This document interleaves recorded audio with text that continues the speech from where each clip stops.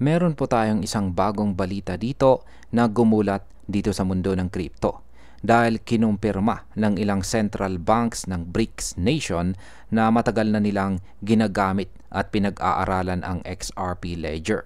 Ang BRICS na binubuo po ng mga bansang Brazil, Russia, India, China at South Africa ay matagal nang naglalayong bawasan ang domination ng US dollar. Ngayon, lumalabas na si XRP ay naging sentrong parte ng kanilang research at pilot projects sa loob ng maraming taon. Kaya ayan po ang siyang ating pag-uusapan sa video na ito, pero bago po tayo magpatuloy ay pakibasa na lamang po muna ang disclaimer dito po sa ibaba ng ating screen. Yan, ano po ba ang ebidensya mula sa BRICS documents? Yan, meron pong ibinahagi dito si Black Swan Capitalist na dokumento or documents na nagpapakita ng ebidensya. Yan, base sa mga archive materials mula sa BRICS Economic Forums at saka New Development Bank, malinaw na nakaturo ang dokumento sa XRP Ledger. Nakasaad dito ang paggamit po ng escrow at automation features na napaka kapaki-pakinabang. Yan, para po sa trade, finance at saka settlement. Hindi lamang ito random mention dahil paulit-ulit po itong lumalabas sa kanilang policy papers at saka technical reports. Kaya sa market impact, ang patuloy po na pagtukoy kay XRP sa mga official documents ay nagpapakita ng malalim na interes. Ito ay maaari pong magbigay ng dagdag na kumpiyansa sa mga investors na si XRP ay may solid role sa international finance.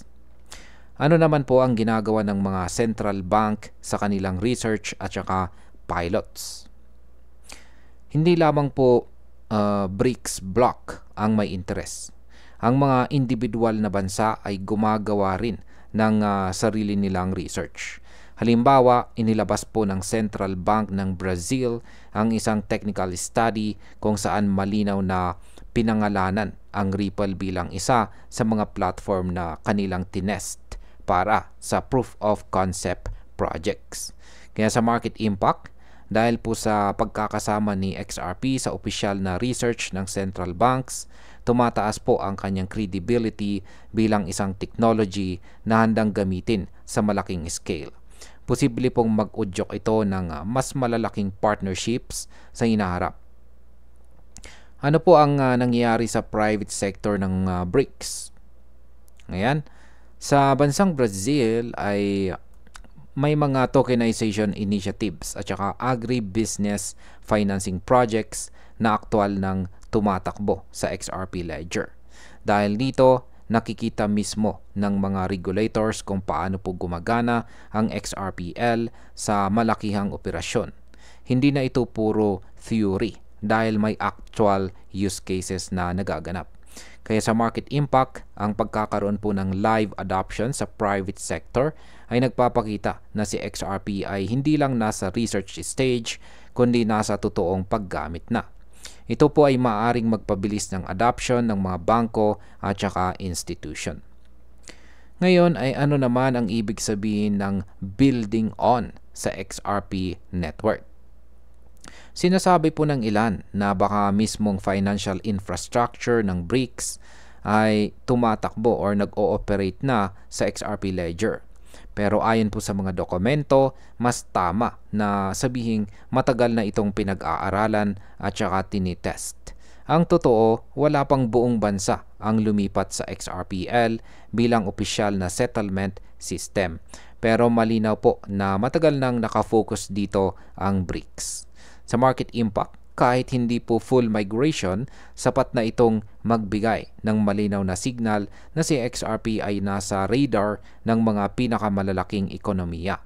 Ang patuloy po na research at saka pilots ay nagpapakita ng long-term strategy. Ngayon ay ano po ang posibleng epekto nito sa global finance kung tuluyan po itong gamitin?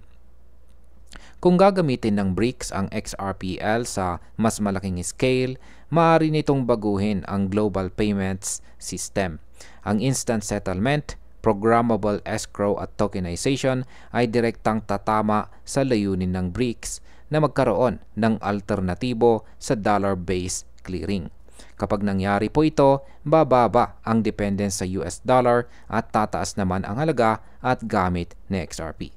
Kaya sa market impact, posible pong maging bullish ito para kay XRP dahil magiging backbone po siya ng cross-border payments ng BRICS. Maaari itong magdala ng massive liquidity at saka long-term growth. At bilang panghuli, para po sa akin, malaking bagay ang kumpirmasyon na matagal lang nasa plano ng BRICS itong si XRP. Hindi ito hype lang dahil malinaw ang dokumento at research na inilabas. Bagamat wala pang opisyal na adoption ng buong settlement system, ang consistent na pagtutok at paggamit po sa pilots ay nagpapakita ng seryosong direksyon.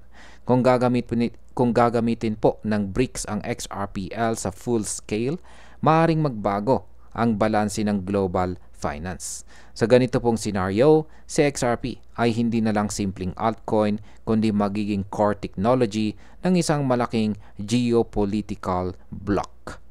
Ayan, hanggang dito na lamang po tayo sa video na ito mga ka-crypto. Marami pong salamat sa panonood. Ingat po tayo lagi at God bless po sa ating lahat.